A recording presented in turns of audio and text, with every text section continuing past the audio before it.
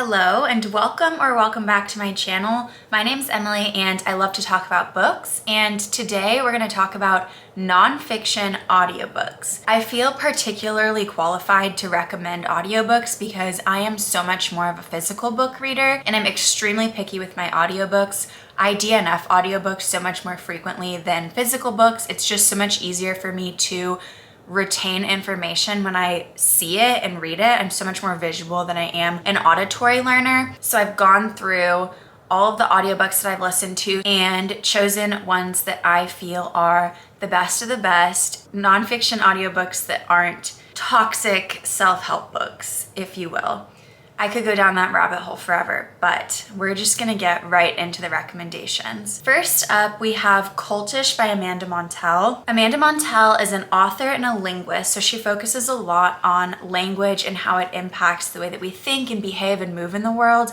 And the book Cultish is about cults, from actual cults like Jonestown and QAnon to cult-like groups that exist today like CrossFit and Swifties. She focuses on the way that these groups and their leaders use language to influence the followers. This was a really great audiobook because it was very digestible and it had a healthy amount of historical information with also pop culture kind of information, so it made it really fun and educational at the same time. Amanda Montell has a really unique voice as an author and a very dry sense of humor. I really enjoy all of her books. She doesn't narrate Cultish, but she narrates her other two books, which are Word Slut and The Age of Magical Overthinking. I have listened to Word Slut and that one's pretty good too. And then The Age of Magical Overthinking I read. I didn't listen to it, but I would imagine that that would make an excellent audiobook also because she's a podcast host, so she is a good talker, you know? The next audiobook is Stealing Fire by Stephen Kotler and Jamie Wheal. This audiobook hooked me in from the very beginning because it started out with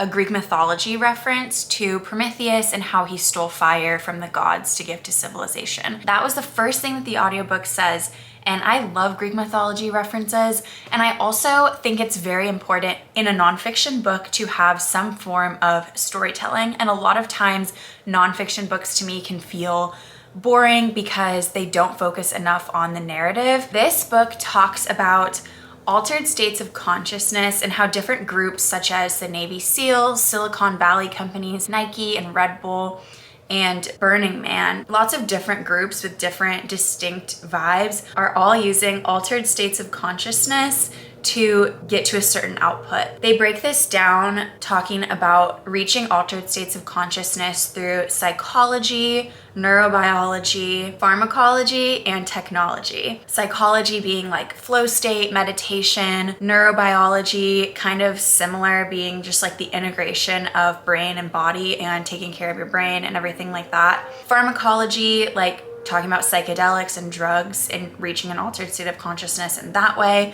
And technology, talking about biohacking. So this book is as fratty as it sounds, I will disclaim that, but I thought it was extremely interesting. I did read on some of the Goodreads reviews that there were some things that needed fact checking. I wouldn't take this as Bible or 100% like scientific fact, but it was really interesting, a unique book, and the information was told in an incredibly engaging way, so I would definitely recommend it, but more as a fun book than like a serious, I'm gonna apply this in every way to my life, you know?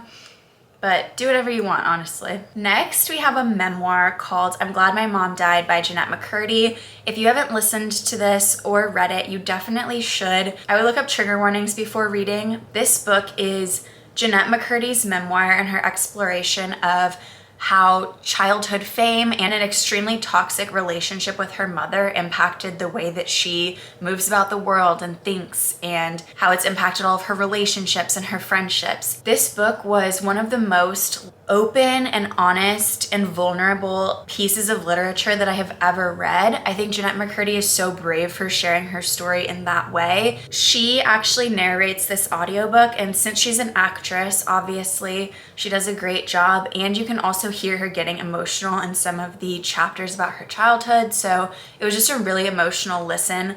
The chapters are incredibly short, which makes it a great audiobook because if you get lost, it's easy to just restart a chapter. I read this with a book club and I think that we actually all rated it 5 stars, if I'm remembering correctly, maybe 1 4-star. But it was incredible. It's just a little on the sadder side, so listen to it with caution and do look up trigger warnings. Next, we have a really short book called How to Keep House While Drowning. This is 3 hours and 3 minutes long as an audiobook, and that's listening to on 1-time speed, which is how I listen to my audiobooks actually, because again, not an auditory learner. So this is like where a lot of self-help books I find to be too frat boy, embrace the grind, work all day. This book took the complete opposite approach. It was very gentle and very actionable. The audience I felt is people who are really going through a tough time and beating themselves up for having a messy or unorganized home or space. I almost didn't listen to this book because in my head, I'm pretty good at staying on top of being clean and organized. But this book focused a lot on the relationship that we have with our space and cleanliness and organization and the way that we talk to ourselves internally about these things. So I actually found it really enlightening. The author of this book, Casey Davis, is a therapist. So it was a very therapeutic listen. She talks so much about just being really gentle with yourself and cutting yourself a lot of slack and freeing yourself from the shame that comes with having a cluttered space. I think that honestly everyone could take something away from this book. I found myself like crying listening to this book because it was just so lovely. The book teaches to give yourself a lot of grace, and I think that that is something that we need more of, especially in America where we're so individualistic and so hard on ourselves often. I'll read you a little excerpt from the synopsis because I think that it breaks it down really well and is a good representation of what the book is about. In other words, messiness is not a moral failing. A new sense of calm washed over her. She let go of the shame-based messaging that interpreted a pile of dirty laundry as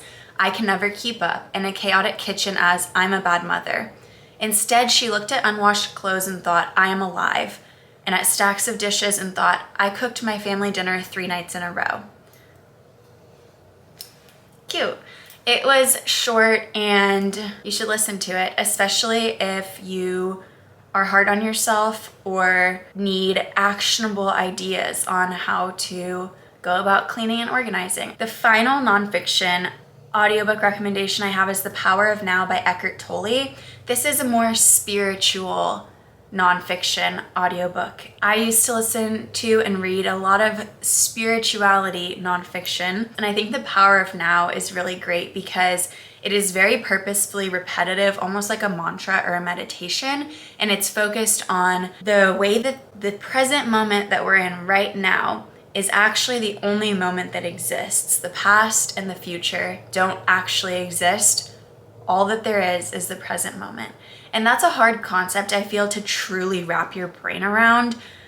We experience time, but time's not actually real. The only moment that exists is now. It's easy to know that in theory, but because we experience time and we have this like anxiety about the future, it's really important to constantly practice wrapping our minds around the fact that the present is all we have. Again, the repetitiveness of this book and how the same concept is broken down in different words really helps give you multiple opportunities to grasp this idea that is so vast. The guy that narrates this book, I don't remember if it was Eckhart Tolle or not. Sorry for coming incredibly unprepared. He has a really relaxing voice, so if you're on a long road trip and looking for an audiobook and you're tired, I would definitely not recommend this book, but if you are having anxiety about anything, this book is great. It's very calming, I would say, overall. The synopsis of this book was very spiritual woo-woo, and I'll read you just a sentence of it. Much more than simple principles and platitudes, the book takes readers on an inspiring spiritual journey to find their true and deepest self and reach the ultimate in personal growth and spirituality, the discovery of truth and light. In the first chapter, Tolle introduces readers to enlightenment and its natural enemy, the mind. He awakens readers to their role as a creator of pain and shows them how to have a pain-free identity by living fully in the present. The journey is thrilling, and along the way, the author shows how to connect to the indestructible essence of our being, the eternal, ever-present one life beyond the myriad forms of life that are subject to birth and death. I would definitely recommend this book, and the audiobook made it feel like listening to a guided meditation. That's all I have for you. I would love to hear your nonfiction audiobook recommendations or your thoughts if you've read any of these. I recently did a video of books that I would sell my soul to read for the first time again if you're more of a fiction reader. I will link the video at the end of this so that you can stick around and get some fiction recommendations. Thank you so much. Bye.